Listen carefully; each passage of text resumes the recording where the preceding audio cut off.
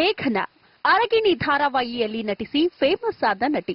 ಈ ಧಾರಾವಾಹಿಯ ನಾಯಕಿಯಾಗಿ ನಟಿಸುತ್ತಾ ನಾಯಕ ಹರೀಶ್ನನ್ನು ಪ್ರೀತಿಸಿದ ಮೇಘನಾ ಇಬ್ಬರು ಮದುವೆಯಾಗುವ ನಿರ್ಧಾರಕ್ಕೂ ಬಂದಿದ್ರು. ಧಾರಾವಾಹಿಯಲ್ಲೂ ಜೊತೆಯಾಗಿದ್ದ ಇಬ್ಬರು ನಿಜ ಜೀವನದಲ್ಲೂ ಒಂದಾಗೋ ಮನಸ್ಸು ಮಾಡಿ ಒಟ್ಟಿಗೆ ವಾಸಿಸಲು ನಿರ್ಧರಿಸಿ ಆರ್ಆರ್ ನಗರದಲ್ಲಿ ಒಟ್ಟಿಗೆ ವಾಸ ಮಾಡ್ತಿದ್ರು. 10 ತಿಂಗಳಿಂದ ಆರ್ಆರ್ ನಗರ ನಿವಾಸದಲ್ಲಿ ಒಟ್ಟಿಗೆ ವಾಸವಿದ್ದ ಇಬ್ರು ಸದ್ಯದಲ್ಲೇ ಮದುವೆಯಾಗುವ ಪ್ಲಾನ್ ಕೂಡ ಮಾಡಿರ್ತಾರೆ. ಆದ್ರೆ 6/9/2016ರಂದು ಜಾಂಡಿಸ್ ಕಾಯಿಲೆಯಿಂದ ಹರೀಶ್ ನಿಧನರಾಗುತ್ತಾರೆ. ಈ ನೋವಲ್ಲೇ ಕಾಲ ಕಳೆಯುತ್ತಿದ್ದ ಮೇಘನಾಗೆ ಮತ್ತೊಂದು ಶಾಕ್ ಕೊಟ್ಟಿದ್ದು ಹರೀಶ್ ತಮ್ಮ ನವೀನ್.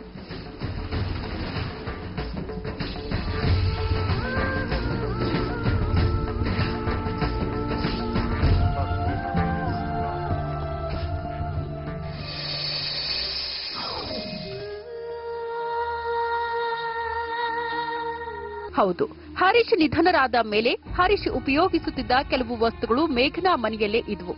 ನವೀನ್ ಹೇಳೋ ಪ್ರಕಾರ ಮೇಘನಾಗೆ ಕಾಲ್ ಮಾಡಿ ಆಕೆ ರಿಸೀವ್ ಮಾಡದೇ ಇದ್ದಾಗ ಅವರ ಮನೆಗೆ ಹೋಗಿ ಆ ವಸ್ತುಗಳನ್ನ ತೆಗೆದುಕೊಂಡು ಬಂದಿದ್ದಾರೆ. ಆದ್ರೆ ಮೇಘನಾ ಹೇಳೋದೇ ಬೇರೆ.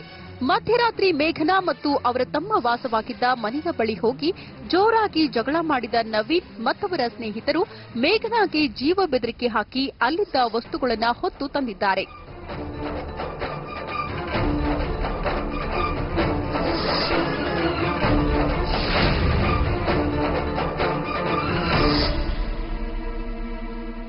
ಇದರಿಂದ ಭಯಗೊಂಡ ಮೇಘನಾ ಆರ್ಆರ್ ನಗರ ಪೊಲೀಸ್ ಠಾಣೆಯಲ್ಲಿ ದೂರನ್ನ ದಾಖಲಿಸಿದ್ದಾರೆ. ಈ ದೂರಿನ ಕುರಿತಂತೆ ಜನಶ್ರೀ ಜೊತೆ ಮಾತನಾಡಿದ ಇಬ್ಬರು ಪರಸ್ಪರ ದೂರಿಕೊಂಡರು. ಹರೀಶ್ ಇದ್ದಾಗ ಚೆನ್ನಾಗೇ ಇದ್ದ ಮೇಘನಾ ಆತ ಸತ್ತ ನಂತರ ಆತನ ವಸ್ತುಗಳನ್ನ ಹಿಂದಿರುಗಿಸದೆ ಕಾಲ್ ಕೂಡ ರಿಸೀವ್ ಮಾಡ್ತಾ ಇರಲಿಲ್ಲ ಎಂದು ನವೀನ್ ದೂರಿದ್ದಾರೆ.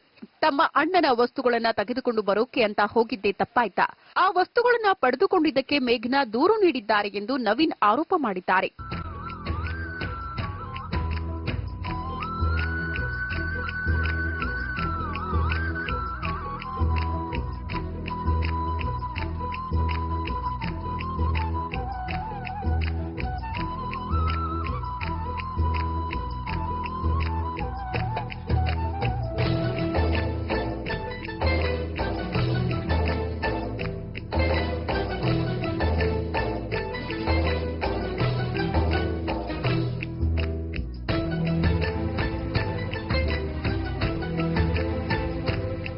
ಆದ್ರೆ ಮೇಘನಾ ಹೇಳೋದೇ ಬೇರೆ. ನವೀನ್ ತನ್ನ ಅಣ್ಣ ಉಪಯೋಗಿಸುತ್ತಿದ್ದ ವಸ್ತುಗಳು ಬೇಕು ಅಂತ ಕೇಳಿದ್ರೆ ನಾನೇ ಕೊಡ್ತಾ ಇದ್ದೆ. ಆದ್ರೆ ತನ್ನ ಸ್ನೇಹಿತರ ಜೊತೆ ಬಂದು ಮಧ್ಯರಾತ್ರಿ ಜಗಳ ಮಾಡಿದ್ದಲ್ಲದೆ ಮನೆಯಲ್ಲಿದ್ದ ವಸ್ತುಗಳನ್ನ ತೆಗೆದುಕೊಂಡು ಹೋದ್ರು. ಅಲ್ಲಿದ್ದ 1.5 ಲಕ್ಷ ನಗದು ಮತ್ತು ಸ್ಕೋಡಾ ಕಾರನ್ನ ತಮಗೆ ತಿಳಿಸದೆ ತೆಗೆದುಕೊಂಡು ಹೋಗಿದ್ದಾರೆ ಅಂತ ಆರ್ಆರ್ ನಗರ ಪೊಲೀಸ್ ಠಾಣೆಯಲ್ಲಿ ದೂರು ನೀಡಿದ್ದಾರೆ.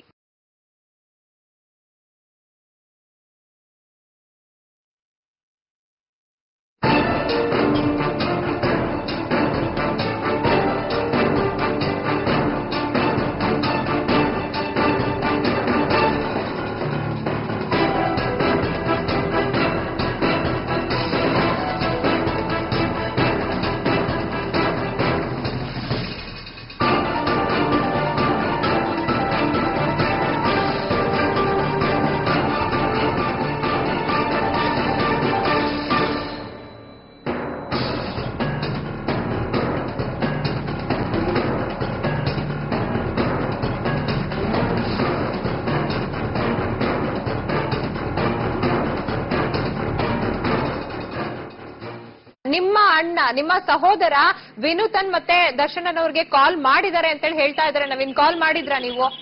ಮೇಡಮ್, ಅವತ್ತು ನನ್ನ ಬ್ರದರ್ ಅಷ್ಟೇ ನನ್ನ ಜೊತೆಲಿ ಇದ್ದಿದ್ದು, ನನ್ನ ಫ್ರೆಂಡ್ಸ್, ನನ್ನ ಬ್ರದರ್ ಇಬ್ರೆ.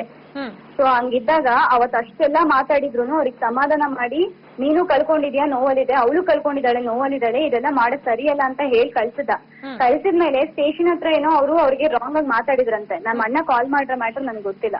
ಸೊ ನಾನು ಅದನ್ನೇ ಕಾಲ್ ಮಾಡೋಣ ಅಂತ ಕಾಲ್ ಮಾಡಕ್ ಹೋಗ್ತೀನಿ. ನನಗೆ ಮೀಡಿಯಾದಿಂದ ತುಂಬಾ ಕಾಲ್ಸ್ ಬರ್ತಾ ಇದೆ. ಒಂದ್ ನನಗೆ ಅವ್ನ್ ಕಾಲ್ ಮಾಡಿದಾನೆ ಅಂದ್ರೆ ನಾನೇ ಹೇಳ್ತೀನಿ ನಮ್ಮ ಅಣ್ಣನ್ಗೆ, ಇನ್ನು ಅವ್ರಿಗೆ ಕಾಲ್ ಮಾಡಕ್ ಹೋಗ್ಬೇಡ ಅಂತ. ಯಾವಾಗ ಕಾಲ್ ಮಾಡಿದಾರೆ ಅಂತ ಕೇಳಿ, ಈ ರೀಸೆಂಟ್ಲಿ ಮಾಡಿದ್ರೆ ಇನ್ನು ಎಷ್ಟ್ ದಿನ ಆದ್ಮೇಲೆ ಮಾಡಿದ್ರು? ಎಸ್ ನವೀನ್, ಯಾವಾಗ ಕಾಲ್ ಮಾಡಿದ್ರು ಅನ್ನೋದು ಮೇಘನಾ ಪ್ರಶ್ನೆ. ಯಾವಾಗ ಕಾಲ್ ಮಾಡಿದ್ರು? ಈಗ ಒಂದು 2 ವೀಕ್ಸ್ ಹಿಂದ್ಗಡೆ ಒಳಗಡೆ ಫೋನ್ ಮಾಡಿದ್ದಾರೆ ಮೇಡಮ್. ಎಕ್ಸಾಕ್ಟ್ ಆಗಿ ಅದ್ರ ಸೆಟ್ಟಿಂಗ್ಸ್ ಎಲ್ಲ ಇದೆ.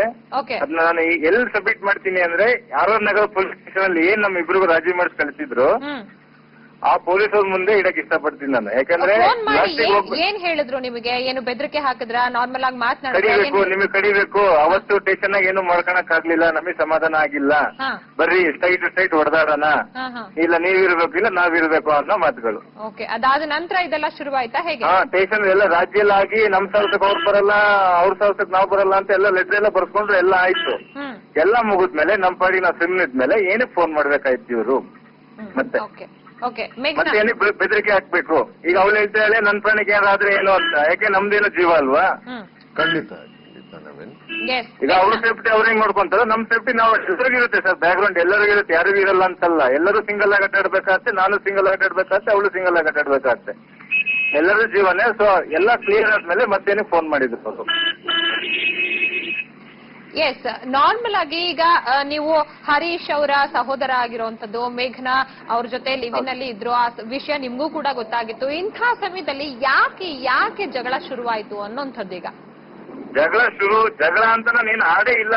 ಫಸ್ಟ್ ಆಫ್ ಆಲ್ ಹೇಳ್ಬೇಕಂದ್ರೆ ಜಗಳ ಅಂತ ಆಡೇ ಇಲ್ಲ.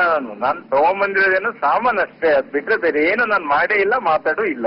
ಎಸ್, ಮೇಘನಾ ರಾಜ್ಯ ಆದ್ಮೇಲೆ ಎಲ್ಲಾ ರಾಜ್ಯ ಆಯ್ತು, ಪೊಲೀಸ್ ಸ್ಟೇಷನ್ ಅಲ್ಲಿ ಎಲ್ಲಾ ಫಿಕ್ಸ್ ಆಯ್ತು, ಇಬ್ರ ನಡುವೆ ಕಾಂಪ್ರಮೈಸ್ ಕೂಡ ಆಯ್ತು. ಅದಾದ ನಂತರ ಕಾಲ್ ಮಾಡಿದ್ದು ಯಾಕೆ ಅಂತ ಇಲ್ಲಿ ತಪ್ಪು ಅಂತ ಅನಿಸ್ತಾ ಇದೆಯಾ ನಿಮ್ಗೇನಾದ್ರು? ಆಕ್ಚುಲಿ ನನ್ಗೆ ಇವಾಗ ಇವ್ರು ಹೇಳ್ದಾಗೆ ನಂಗೆ ಗೊತ್ತಾಗಿದ್ದು ನನ್ ಬ್ರದರ್ ಕಾಲ್ ಮಾಡಿದ್ದಾರೆ ಅಂತ. ಸೊ ನಾನು ಅದಕ್ಕೇನೆ ವಿಚಾರಿಸ್ತೀನಿ. ಇಫ್ ಇನ್ ಕೇಸ್ ಕಾಲ್ ಮಾಡಿದಾರೆ ಅಂದ್ರೆ ನಾನು ಅವ್ರಿಗೆ ಹೇಳ್ತೀನಿ, ಒಂದ್ ನಿಮಿಷ ಕಂಪ್ಲೇಂಟ್ ಲಾಡ್ಜ್ ಮಾಡಿರೋಳು ನಾನು ಅವನಿಗೆ ಕಾಲ್ ಮಾಡಿ ಏನಾದ್ರು ಆ ತರ ಕೆಡ್ದಾಗ ಮಾತಾಡಿದ್ರೆ ಅದೊಂದ್ ಲೆಕ್ಕ ಆಗುತ್ತೆ. ನನ್ ಬ್ರದರ್ ಮಾಡ್ರೆ ನನಗೆ ಗೊತ್ತಿಲ್ಲ, ಯಾಕಂದ್ರೆ ಅವ್ರು ಇಲ್ದಂಗೆ ನಿಮಗ್ ಗೊತ್ತಾಗ್ದಂಗೆ ನಿಮ್ಮ ಬ್ರದರ್ ಅವ್ರು ಕಾಲ್ ಮಾಡ್ತಾರೆ ಅಂತಂದ್ರೆ ಈ ವಿಷಯ ನಿಮ್ಗೆ ಗೊತ್ತಾಗಿಲ್ವಾ ಅಂತ? ಇಲ್ಲ ಇದೊಂದು ವಿಚಾರ ಹೆಂಗ್ ಗೊತ್ತಲ್ಲ ಮೇಡಮ್, ಎಲ್ಲ ಗೊತ್ತಿದೆ. ಈಗ ಓಕೆ, ಇವರು ಬ್ರದರ್ ಫೋನ್ ಮಾಡಿದ್ದಾರೆ, ಬೈದಿದ್ದಾರೆ ಅಂತ ನಿಜ ಆದ್ರೆ ಇವ್ರು ತಪ್ಪು ಇವ್ರು ಒಪ್ಕೊಂತಾರ ಕೇಳಿ. ಎಸ್ ಮೇಘನಾ, ನಾ ಅದನ್ನೇ ಹೇಳ್ತಿರೋದು ಮ್ಯಾಮ್. ನಾನು ಅದು ಏನಾದ್ರು ನಮ್ಮ ಅಣ್ಣ ಮಾತಾಡಿದ ಅಂದ್ರೆ ಅವ್ನ ಕೈಲಿ ಹೇಳಿಸ್ತೀನಿ, ನಾನು ಮತ್ತೆ ಕಾಲ್ ಮಾಡಲ್ಲ ಅಂತ ಹೇಳಿ. ನಾನು ಅದನ್ನೇ ಹೇಳ್ತಿರೋದು. ನಂದೇನಕ್ಕೆ ತಪ್ಪಾಗುತ್ತೆ? ಬಿಕಾಸ್ ಬಂದಿರೋರು ನೀವು, ಮಧ್ಯರಾತ್ರಿ ನುಗ್ಗಿರೋದು ನೀವು, ಗಲಾಟೆ ಮಾಡಿರೋರು ನೀವು. ನೀವು ಬಂದು ಗಲಾಟೆ ಮಾಡ್ಬೋದು, ಒಂದು ಫೋನ್ ಕಾಲ್ ರಿಟರ್ನ್ ಕಾಲ್ ಮಾಡಿದ ತಕ್ಷಣ ನಿಮ್ಗೆ ತಪ್ಪು ಅಂತ ಅನ್ಸುತ್ತಾ? ಸೊ ಹಂಗಾದ್ರೆ ನೀನ್ ಹೇಳ್ತಿರೋದು ನಿಮ್ ಸಂಬಂಧ ಮಾಡಿದ್ರು ಏನ್ ಮಾಡಿದ್ರು ಸಂಬಂಧ ಇಲ್ಲ ಅಂತ. ಸೊ ನನ್ ಫ್ರೆಂಡ್ ಏನ್ ಮಾಡಿದ್ರು ಸಂಬಂಧ ಇಲ್ಲ. ಅದು ಒಂದ್ ನಿಮಿಷ, ಅವತ್ತು ಇದ್ದೋಳ್ ನಾನು, ಸಫರ್ ಆದೋಳ್ ನಾನು. ಸೊ ಅದಕ್ಕೆ ನಾನು ಹೇಳಿದೀನಿ. ಸ್ವಲ್ಪ ಮೆಲ್ಲು ವಾಯ್ಸಲ್ಲಿ ಮಾತಾಡಿ. ನೀನೇನೋ ಬಂದು ಬರೇ ಸಾಮಾನ್ ತಗೊಂಡು ಹಂಗ್ ಮಾಡ್ದ ಹಿಂಗ್ ಮಾಡ್ದ ಅಂತಾನೆ ಹೇಳ್ತಾ ಇದೀಯಾ? ಒಂದ್ ನಿಮಿಷ ನಾನ್ ಹೇಳ್ತಿರೋದು ಅದೇ. ನೀವ್ ಬಂದು ಗಲಾಟೆ ಮಾಡೋದೆಲ್ಲ ಸರಿ ಅನ್ಸುತ್ತೆ, ಆದ್ರೆ ನಾನೇನು ತಪ್ಪು ಮಾಡಿಲ್ಲ ಅಂತ ಇಷ್ಟು ರಾಜಾರೋಷವಾಗಿ ಹೇಳ್ತಿದ್ಯಾ? ಅದೇ ನನ್ ಬ್ರದರ್ ಕಾಲ್ ಮಾಡಿದ್ದಾರೆ ಅಂತ ನೀನ್ ಹೇಳ್ತಿದ್ಯಲ್ಲ, ಅವ್ರು ಕಾಲ್ ಮಾಡಿದ್ರೆ ನಿನಗೆ ಅಷ್ಟೊಂದು ತಪ್ಪಾಯ್ತಾ? ನೀವ್ ಮನೆಗೆ ನುಗ್ಬೋದು, ಒಂದ್ ಹೆಣ್ಣು ಮಗು ಮನೆಗೆ ನೀನ್ ನುಗ್ಬೋದು ಡೈರೆಕ್ಟ್ ಆಗಿ, ಆದ್ರೆ ಕಾಲ್ ಮಾಡಿ ಒಂದು ಹೆಣ್ಮಗು ಅಲ್ಲ, ಎಷ್ಟು ಜನ ಇದ್ರಿ ಅವತ್ತು ಮನೆಯಲ್ಲಿ?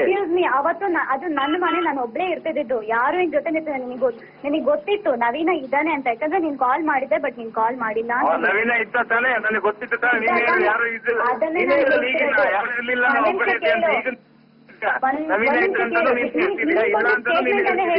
ಒಂದ್ ನಿಮಿಷ ಕೇಳಪ್ಪ, ಫಸ್ಟ್ ನೀನ್ ಕೇಳಲ್ಲಮ್ಮ, ನಿನ್ ಮತ್ತೆ ಕೇಳ್ಬೇಕು. ನೀನ್ ಮತ್ತೆ ಫೋನ್ ಮಾಡಿ ತಪ್ಪು ಅಲ್ವೋ? ನಿನ್ ಫ್ಯಾಮಿಲಿಯವರು ಮತ್ತೆ ನಮಗ್ ಫೋನ್ ಮಾಡಿದ್ರೆ ತಪ್ಪು ಅಲ್ವೋ? ನಾನು ಕೇಳಿ ನನ್ ಇನ್ ಕೇಸ್ ಆಯ್ತು ಅಂದ್ರೆ ಕಾಲ್ ಮಾಡಿದ್ರೆ ತಪ್ಪು ಅಂತ.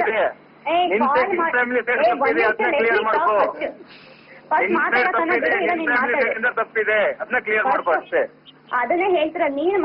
ಓಕೆ, ಈಗ ನಾನ್ ನವೀನ ಕಾಲ್ ಮಾಡಿದಾನೆ ಅಂತಂದ್ರೆ ನಾನ್ ನವೀನ ತಪ್ಪು ಅಂತ ಹೇಳ್ತೀನಿ. ಆದ್ರೆ ನೀವು ಮನೆಗೆ ನುಗ್ಗಿದ್ದು, ನೀವು ಅಸಾಲ್ಟ್ ಮಾಡಿದ್ರೆ ನೀವು ಸರಿ.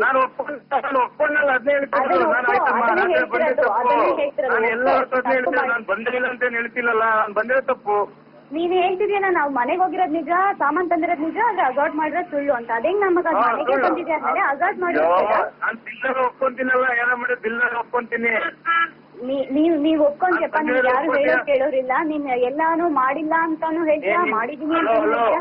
ಒಂದೇ ಟೈಮಲ್ಲಿ ಎರಡೆರಡು ಸ್ಟೇಟ್ಮೆಂಟ್ ಕೊಡ್ತಿದ್ಯಾ? ಅದೇ ಒಂದೇ ಟೈಮಲ್ಲಿ ಎರಡೆರಡು ಸ್ಟೇಟ್ಮೆಂಟ್ ಕೊಡ್ತಿದ್ಯಾ? ನಾನ್ ಅದನ್ನೇ ಹೇಳ್ತಿರೋದು. ಯಾರ್ದು ಅಂತ ಕರೆಕ್ಟ್ ಆಗಿ ಗೊತ್ತಾ? ನನಗೆ ರಿಪೀಟೆಡ್ಲಿ ಇದನ್ನೇ ನಾನು ಎಲ್ಲೂ ಮನೆಗೆ ಹೋಗಿಲ್ಲ, ನಾನು ಅವಳಿಗೆ ಬೈದಿಲ್ಲ ಅಂತ ನಾನು ಹೇಳೇ ಇಲ್ಲ. ನಾನು ಓಪನ್ ಆಗಿ ಹೇಳ್ತೀನಿ, ಈಗ್ಲೇ ಹೇಳ್ತೀನಿ ಓಪನ್ ಆಗಿ. ನಾನು ನಿನಗೆ ಬೈದಿದ್ದೀನಿ, ನಿಮ್ ಮನೆಗ್ ಬಂದಿದ್ದೀನಿ, ಸಾಮಾನು ಎತ್ಕೊಂಡು ಹೋಗಿದ್ದೀನಿ. ನಾನು ಒಪ್ಕೊಂತೀನಿ. ಅದ್ಬಿಟ್ಟು ಬೇರೆ ತಪ್ಪು ಮಾಡಿಲ್ಲ ನಾನು, ಅದ್ಬಿಟ್ಟು ಬೇರೆ ತಪ್ಪು ಮಾಡಿಲ್ಲ. ನಾನಾಗ್ಲಿ ನನ್ನ ಫ್ರೆಂಡ್ಸ್ ಯಾವ್ದೇ ರೀತಿ ತಪ್ಪು ಮಾಡಿಲ್ಲ. ಮಾಡಿಲ್ಲ ಅಂದ್ರೆ ಮಾಡಿಲ್ಲ ಅಷ್ಟೇ. ಏನ್ ತಪ್ಪು ಮಾಡಿಲ್ಲ, ಮಾಡಿರೋದನ್ನ ಒಪ್ಕೊಳ್ಳಿ ಅಷ್ಟೇ. ಅಂದ್ರೆ ಮಾಡಿಲ್ಲ ನೀನ್ ಹೇಳ್ಬಿಟ್ರೆ ಸ್ಟೇಷನ್ ಎಲ್ಲ ಕಂಪ್ಲೀಟ್ ಆದ್ಮೇಲೆ ಮತ್ತೆ ನೀನ್ ಮೀಡಿಯಾಗ್ ಬಂದ್ ಮಾತಾಡಂತ ನೆಸಿಟಿ ಏನಿತ್ತು? ನಾನೇನ್ ಬಂದಿಲ್ಲಲ್ಲ, ನಾನೇನ್ ಮೀಡಿಯಾಗ್ ಹೊಡ್ಕೊಂಡು ಹೋಗಿಲ್ಲಲ್ಲ. ಹಾಗಾದ್ರೆ ಹಂಗೆ ಬಂದ್ಬಿಡ್ತಾ? ಹಂಗಾರೆ ನಾನ್ ಕಂಪ್ಲೀಟ್ ಪೇಪರ್ ಅಲ್ಲೆಲ್ಲ ನಾನು ಹಾಕ್ತಿದ್ನ, ಹಿಂಗಾಯ್ತು ಹಂಗಾಯ್ತು. First version Naveen version already ಕೇಳಿದೀವಿ. ನೀವ್ ಇದ್ರ ಬಗ್ಗೆ ಕಮೆಂಟ್ ಮಾಡ್ತೀರ ಅಂತ ನಾನು ಹೇಳಿದ್ದೀನಿ. ಇಲ್ಲ ನನ್ ಮೀಡಿಯಾ ಬರಕ್ಕೆ ಇಷ್ಟ ಇಲ್ಲ, ಇದ್ರ ಬಗ್ಗೆ ಏನ್ ಕಮೆಂಟ್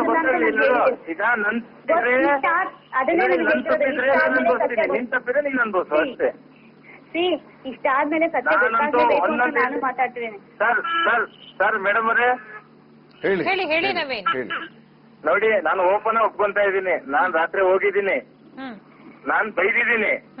ಅದ್ ಬಿಟ್ಟು ಬೇರೆ ಏನೇ ತಪ್ಪು ಮಾಡಿಲ್ಲ. ನಾನು ರಾಜರಸ್ತ ಹೇಳ್ಕೊಂತ ಇದ್ದೀನಿ. ಎಷ್ಟು ಜನ ಹೋಗಿದ್ರಿ ನೀವು ರಾತ್ರಿ? ನಾನು, ನನ್ ದರ್ಶನ್, ವಿನೂತನ್ 3 ಜನ ಹೋಗಿದ್ರಿ. ಅವ್ರ ಮನೇಲಿ ಯಾರೆಲ್ಲ ಇದ್ರು? ಪೃಥ್ವಿ ಎಲ್ಲೋದ್ರು? ಪೃಥ್ವಿ ಅವ್ನ ಮನೆಯೊಳಗೆ ಕಾಲೇ ಇಟ್ಟಿಲ್ಲಲ್ಲ, ಅವನಿಗೆ ಕಳಿತಾ ಇದೀಯ ನೀನು? ಸಾಕು, ಈಗ್ಲೇ ನೋಡು ಬಂದಿದ್ದಾನೆ ಅಂತ ಇದೆ, ಆದ್ರೆ ಅವ್ನ ಮನೆಗೆ ಬಂದಿಲ್ಲ ಅಂತ ಹೇಳ್ತಿದ್ಯಾ?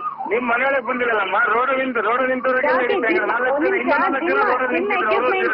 ರೋಡಲ್ಲಪ್ಪ ಜಿಮ್ ಎಕ್ವಿಪ್ಮೆಂಟ್ ಎತ್ಕೊಂಡು ಹೋದ್ರು ಯಾರು? ಈಗ ಒಂದ್ ನಿಮಿಷ ಹೇಳೋದ್ ಕೇಳಿ. ರೋಡಲ್ಲಿ ಇನ್ನೂ ಸಾಲ ಇರ್ತಾರೆ, ನಿಂತಿರ್ತಾರೆ. ಅವ್ರೆ ಮಧ್ಯರಾತ್ರಿ 2:00ವರೆಗೆ ಯಾರು ನಿಂತ್ಕೊಳಲ್ಲ. ಅದಕ್ಕೆ ನಿನಗೆ ಸಂಬಂಧ ಇಲ್ಲಲ್ಲ. ನಿನ್ ಮನೆಯೊಳಗೆ ಕಾಲಿಟ್ರೆ ಅವ್ರಿಗೆ ಮಾತಾಡ್ತೀನಿ. ನೀನೇ ಹೇಳಿದ್ದು ನಿನ್ ಮನೆಯೊಳಗೆ ಕಾಲಿಟ್ಟು ನೀನ್ ಮಾತಾಡು. ಸಂಬಂಧ ಇಲ್ಲ ಅಂತ ಹೇಳಿ ಆ ರೀತಿ ನಿನ್ ಮನೆಯೊಳಗೆ ಬಂದಿರೋದು ನೀನ್ ಮಾತಾಡು.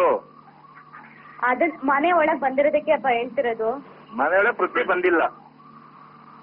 ನಿನ್ ವರ್ಜನ್ ಅಲ್ಲಿ ಹೇಳ್ತಿದ್ಯಾ ಏನು ಮಾಡೇ ಇಲ್ಲ, ನಾನು ಏನು ಮಾಡೇ ಇಲ್ಲ ಅಂತ. ಅದನ್ನೆಲ್ಲ ಮಾಡಿಲ್ಲ ಅಂತಾನೆ ಹೇಳ್ಬೇಕು. ನಾನು ನಿನ್ನ ಹತ್ರ ಆರ್ಗ್ಯೂ ಮಾಡಕ್ ನನ್ಗೆ ಇಷ್ಟಿಲ್ಲ. ನವೀನ್ ಅವ್ರ ಮನೇಲಿ ಅಷ್ಟೊತ್ತಿಗೆ ಒಬ್ರೇ ಇದ್ರಾ?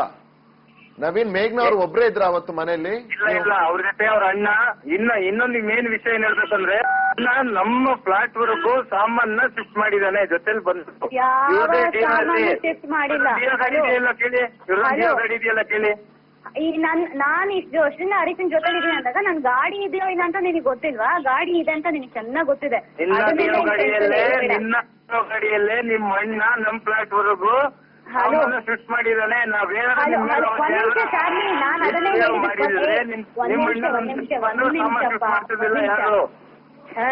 ಒಂದ್ ನಿಮಿಷ ಕೇಳು.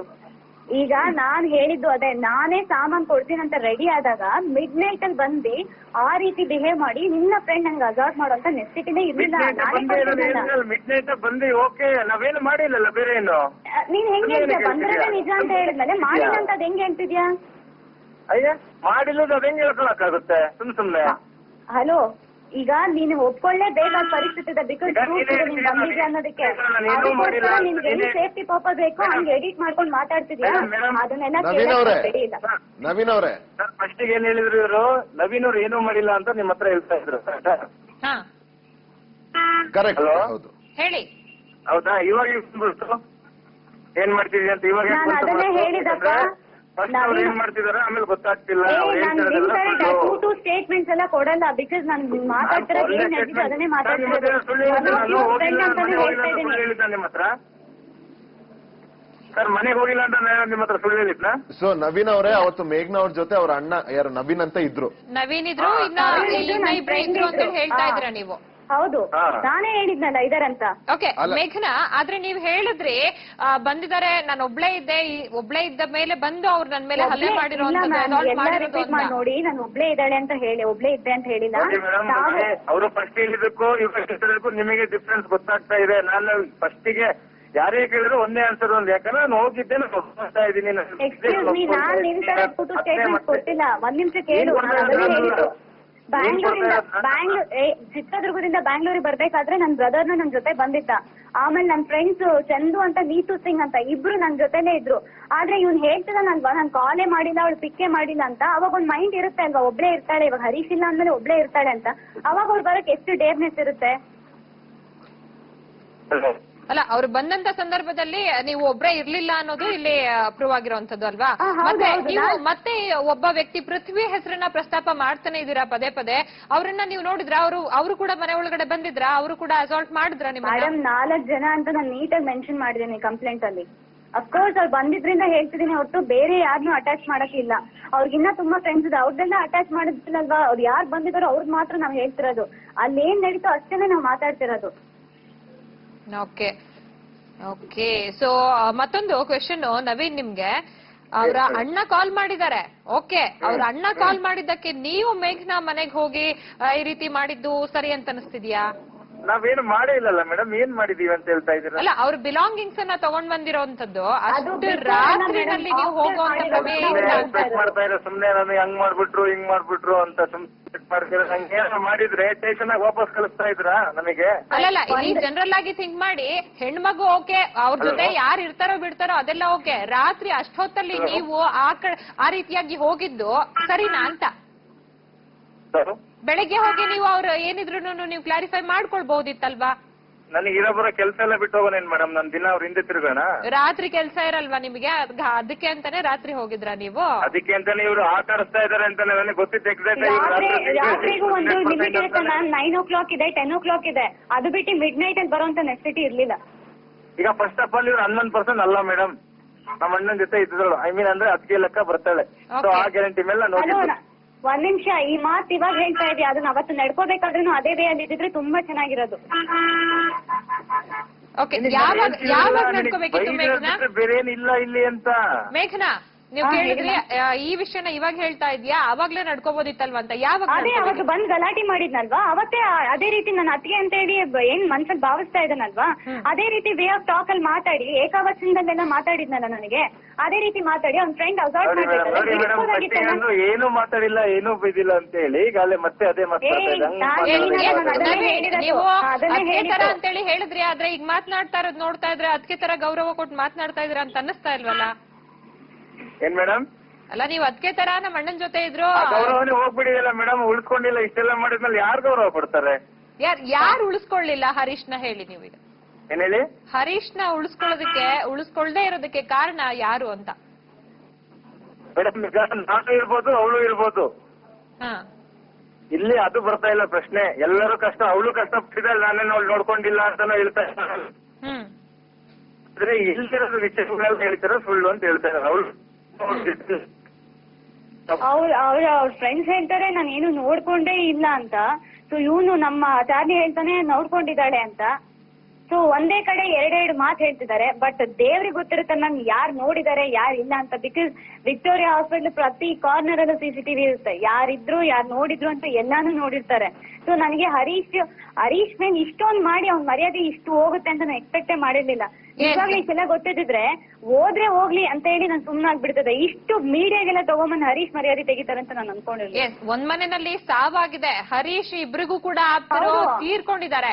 ಸೊ ಇಂಥ ಟೈಮಲ್ಲಿ ನೀವು ಈ ರೀತಿಯಾಗಿ ಕಿತ್ತಾಡ್ಕೊಂಡು ಅವ್ರ ಆತ್ಮಕ್ಕೆ ಗೌರವ ಕೊಡ್ತಾ ಇದ್ದೀರಾ ಅಂತ ಅನ್ನಿಸ್ತಾ ಇದ್ಯಾ ನಿಮಗೆ? ಮೇಡಮ್, ನಾನ್ ಅದನ್ನೇ ಹೇಳ್ತಿರೋದು ಮೇಡಮ್. ನಾನೇ ಕೊಡಕ್ ರೆಡಿ ಇದ್ದೆ.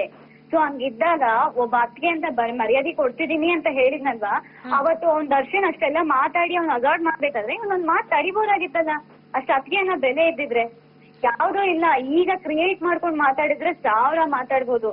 ಆದ್ರೆ ನನ್ನದು ಏನಿತ್ತು ನಾನು ಹೇಳಲೇಬೇಕಾಗಿತ್ತು, ನಾನು ಅದನ್ನ ಹೇಳಿದ್ದೀನಿ. ಸರಿ ಅಮ್ಮ, ಸರಿ.